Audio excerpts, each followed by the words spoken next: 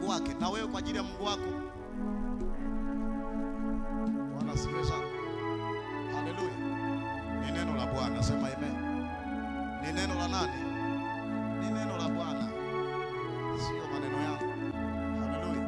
Why? Kwa sababu wewe unapokuja, maana yake ninapokuja nimekuja kwa Mungu. So na ndio maana pale katikati ya lile kundi, wakati Yesu amesimama pale kwenye sehemu ya sadaka, Biblia inasema alikuwa amesimama pale. Nachoongea naeleweka? Amesimama pale, wakao wanakuja wanatoa, wanakuja wanatoa, wanakuja wanatoa. Amesimama pale anaangalia, wanafunzi wanashangaa. Rudi Yesu imekuaje leo amesimama pale pale kwenye kitunga cha sadaka? Haleluya.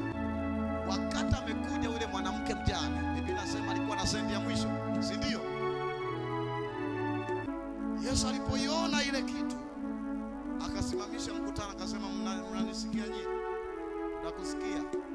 Huyu mwanamke ndiye ametoa nyingi kuliko ninyi wote. Watu wakaanza kugeuka. Mimi ile milioni niliyotoa, ile 3 niliyotoa, ile 50 vipi? Haleluya.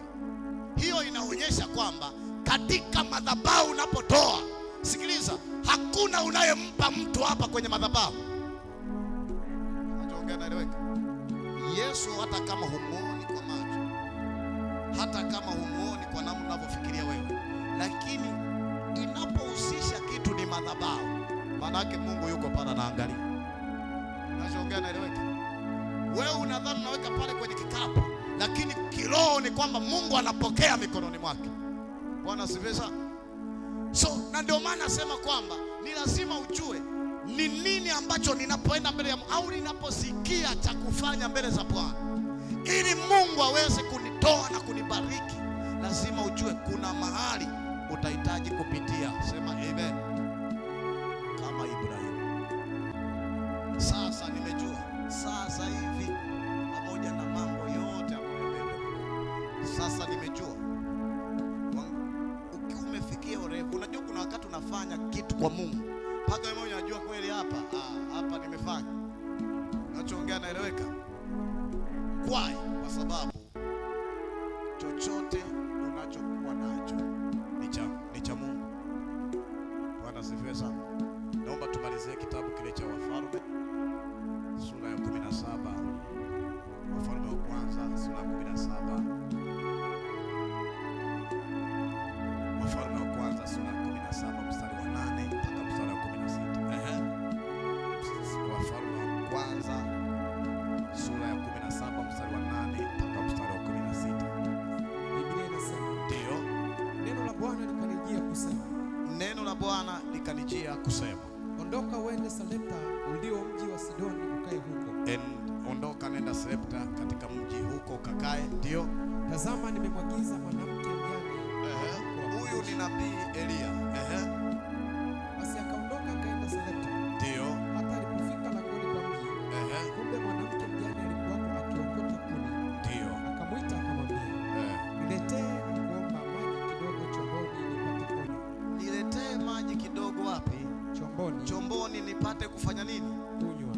Nipate kunywa. Huyu ni mtumishi wa Mungu, nisikilize. Huyu ni mtumishi wa Mungu. Tena Biblia inasema ameenda kwa mtu ambaye ni mjane. Mungu amemtuma kwa mtu ambaye ni nani? Ni mjane. Hebu sema mjane. Alipokuwa akienda kuleta, akamwita akasema, niletee na kuomba kipande cha mkate mkononi mwako. Naye akasema, kama Bwana Mungu wako aishivyo, sina mkate ila kozi ya unga katika pipa, na mafuta kidogo katika chupa. Nami ninaokota kuni 2 ili niingie nijipikie nafsi yangu na mwanangu. Ili nijipikie mimi na nani? Na mwanangu. Alafu tule tufe. Elia akamwambia, usiogope. Enenda ukafanye kama ulivyosema. Enenda ukafanye kama ulivyofanya nini? Ulivyosema.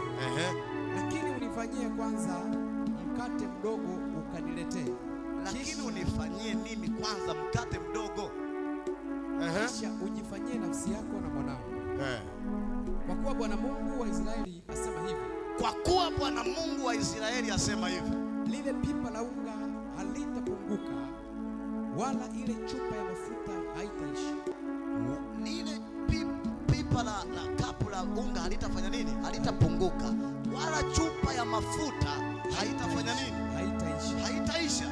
Hata siku ile Bwana atakapoleta mvua juu ya nchi. Basi akaenda akafanya kama alivyosema Elia.